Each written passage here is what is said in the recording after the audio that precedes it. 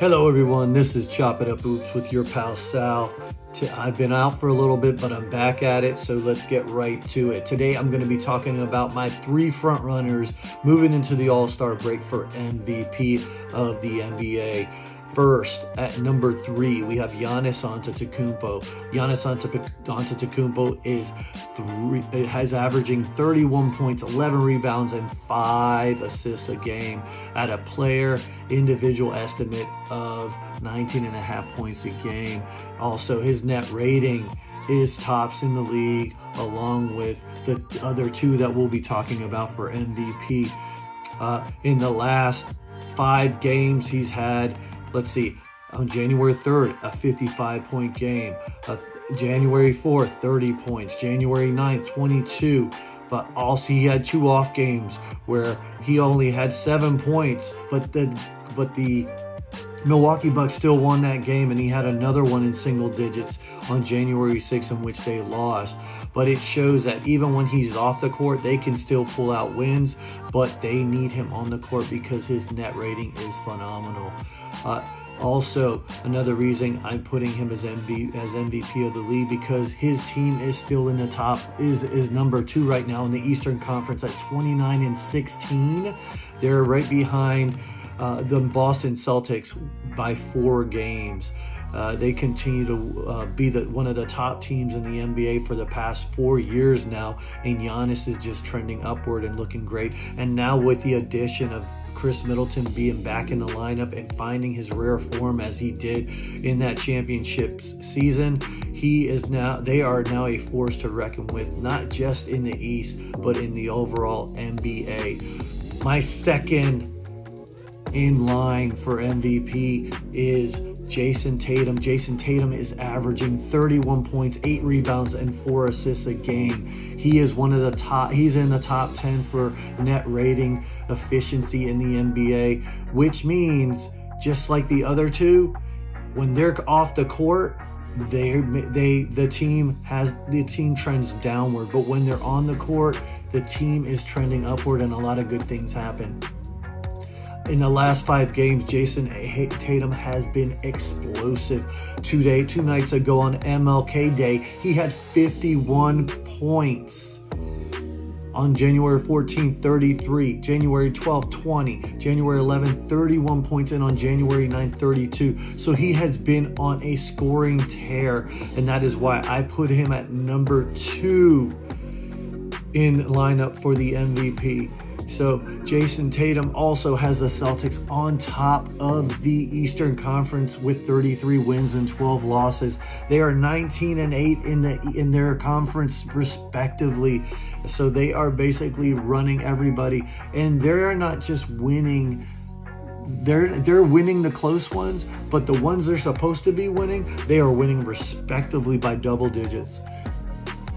Lastly, I have for my top runner for the MVP, the one and only 2-time MVP back-to-back and potentially back-to-back three-peat winner, Nikola Jokic. Nikola Jokic is averaging 25 points, 11 rebounds, and 9.8 assists. He is almost averaging a triple-double for the season, and the last person to do that, to win MVP, was Russell Westbrook. But Russell Westbrook did it back-to-back seasons, and I was surprised that he did not win back-to-back MVPs. So in the last 5 games, he's averaged 36, 17, 21, 14, and 28. But if we look at his assists in those last 5 games, on January 17th, he had 12 rebounds, 10 assists. January 15th, 10 rebounds, 14 assists. January 11th, 18 rebounds, 9 assists. January 9th, 11 rebounds, 16 assists. January 6th, 15 rebounds, 10 assists. So he was short of averaging a triple-double these last 5 games, but I guarantee you he'll be up in the double digits in triple-doubles because the man is great at distributing the ball. His net efficiency rating is top in the league. He's one of the top rebounders in the league. He is one of the top scorers in the league. So listen, Nikola Jokic is checking off all those boxes that need to be checked off to be the MVP right now. But once again, We are only halfway. We're getting close to the All-Star break, and we'll be halfway through the season. But once the second part of the season happens, this is where the top three will continue to break away from all the rest. And I do believe that these three are the top three in the league. Now we have some other teams though that are coming behind. I am surprised that I'm surprised that we aren't talking about Donovan. People might be surprised why I'm not talking about Luka Doncic. The reason I'm not talking about Luka Doncic is because he is number 5. They are number 5 in the Western Conference, and they are 24-21 in wins and losses. Luka Doncic, his usage rating is super high, but the thing is when he gets off the court, there is a major dip in scoring. He doesn't have the Jalen Brunson that he had last year, who could basically still carry the load when it came to scoring the basketball.